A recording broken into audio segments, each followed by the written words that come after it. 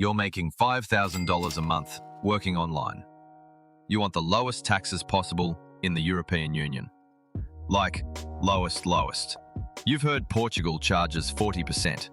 Spain's not much better. And those other Eastern European countries? They're either not in the EU or the tax rates aren't that different. Then you hear about Bulgaria. 7.5% tax. Not 15, not 20. 7.5. Plus, it just got a brand new digital Nomad visa. And it's in the Schengen zone now. Full freedom of movement across Europe. Sounds perfect, right? Here's the thing. Bulgaria's cheap paradise reputation died about 3 years ago. Prices shot up 300%. The rent, the food, everything. And the locals, they're often straight up unfriendly to foreigners.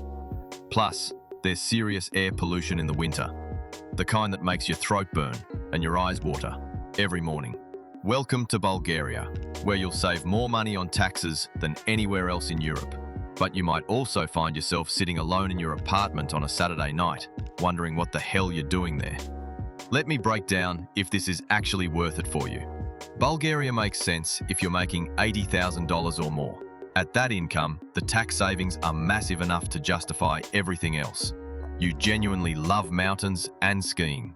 You're comfortable living in expat bubbles without needing to connect with locals.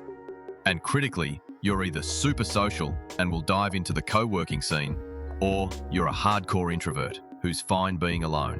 That middle ground, that's where people break. Who should skip it entirely? If you're LGBTQ, this isn't safe. Bulgaria passed an anti-LGBT propaganda law in August 2024 and ranks 38th out of 48 European countries for LGBT rights. Skip to Portugal or Spain instead. Also, avoid this if you have respiratory issues. The air pollution will wreck you. And if you need Western quality infrastructure, the potholes and bureaucracy will drive you insane within weeks. Let's talk money, because this is probably why you clicked. I'm going to focus on the realistic, comfortable tier. This is what most digital nomads actually spend. $1,800 to $2,500 per month in Sofia, the capital. One-bedroom apartment in the city centre runs you $600 to $700. Groceries, when you're eating decent food, cost $300. You're eating out at a mix of local and international places. That's $500. Co-working membership is $190. Utilities are $150. Phone, internet, and gym combined add about $100. Entertainment and activities are $300. You're at $2,400 total. Want to go cheaper? Move to Bansko, the mountain town. You can live comfortably for $1,200 to $1,500 per month. Private apartment, co-working membership, eating out regularly, the whole thing. Want to go premium in Sofia? $3,500 gets you a nice 2-bedroom, car rental, international health insurance, and a real social life. But honestly, most people don't need that. Now here's what nobody tells you. Those numbers I just gave you, they're climbing fast. In September 2025, Bulgaria hit 5.6% inflation. Rent jumped 11.4% year over year. One person said, prices increased 300% in recent years and are now nearly equivalent to Western Europe, but with lower quality. So that $2,400 comfortable life, it might be $2,800 by the time you arrive. And unlike Western Europe, where $2,800 gets you quality infrastructure and friendly locals, in Bulgaria, you're paying that for potholes and people who don't want you there. Does that sound like a good deal to you? The visa situation is straightforward. Bulgaria just passed digital nomad visa legislation in June 2025. Applications open late September 2025. You need minimum income of $26,000 per year, way lower than Portugal or Spain. The application costs about $120. Processing takes around 35 days. You need international health insurance, proof of remote work, and a clean criminal record. The permit lasts 1 year and renews.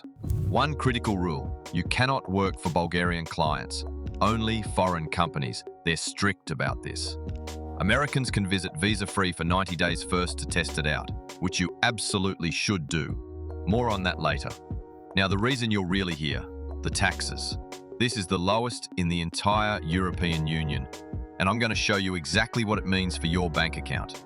Bulgaria has a flat 10% income tax, but if you register as a freelancer, you get an automatic 25% expense deduction. No receipts needed, no documentation, automatic. Your effective rate drops to 7.5%. Let me give you one real example. Say you're making $100,000 per year. Subtract that 25% deduction, your taxable income is now $75,000. At 10% tax, that's $7,500. Now you also pay Social Security contributions. Here's the beautiful part. They're capped at about $6,400 per year. Doesn't matter if you make $100,000 or $300,000. Same cap. Total tax bill, $13,900. That's a 13.9% effective rate on 100 grand. Correct that to the US, where you'd pay around $22,000 total with federal and state tax. You're saving $8,000 per year, every year. If you're making $150,000, your social contributions don't go up, still capped. You're only paying around 21 grand total. Effective rate of 14%, while your friends back home are paying 35%. These savings are real, and if you're a high earner, this alone might make Bulgaria worth it despite everything else. One thing to know, you become a tax resident after 183 days in Bulgaria. That's when these rates kick in. Under that, you're only taxed on Bulgarian income, which is probably zero for you. The country adopts the euro in January 2026. Right now, it uses the lev. Quick infrastructure check. The internet is legitimately world-class. Bulgaria ranks 4th globally for mobile speed. Home fiber costs $5 to $20 a month, and it's faster than most of Europe. If great internet is non-negotiable, you're set. Healthcare? Public system is overcrowded and underfunded. You'll need private insurance on top of mandatory contributions. Budget $200 to $400 per month for coverage that actually works. And that air pollution I mentioned? It's not just annoying. Sofia's winter air will make you feel like you're smoking a pack a day. Your throat hurts, your eyes sting, you wake up congested. If you've got asthma or lung issues, this is a deal breaker. But honestly, if you're working online from home or a co-working space with great internet, most of the infrastructure issues won't wreck your daily life. What will wreck your daily life? Loneliness. Pay close attention to this part. The digital nomad community in Bulgaria centers on two places, Sofia and Bansko. Bansko is the hub, small mountain town with co-working Bansko.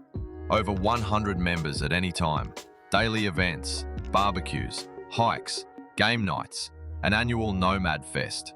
Sounds great, right? But here's the paradox nobody mentions. When there's over 100 people floating through, it's actually harder to make real friends. You're stuck in surface-level small talk. Everyone's there for 2 months, then leaves. One nomad said, "We had difficulty meeting people where the flow was really good, despite participating in events." So yes, there are bodies around, but will you find your actual close friends? Your people? That's not guaranteed. Now add this, the local Bulgarians? Multiple sources say they're often unfriendly or hostile to foreigners. You're not imagining it. It's a real cultural thing. What this means is you'll live almost entirely in expat bubbles. Your friends will be other digital nomads. You won't integrate with Bulgarian society. Picture this, it's Saturday night. The other nomads are gone for the weekend or busy. You don't know locals. You can't read the Cyrillic signs to explore confidently. You're sitting in your apartment, scrolling Instagram, watching everyone else have fun.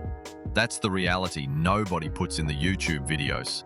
If you're someone who needs authentic local connection, if you want to feel like you truly live somewhere and not just exist in a foreigner bubble, Bulgaria will make you miserable.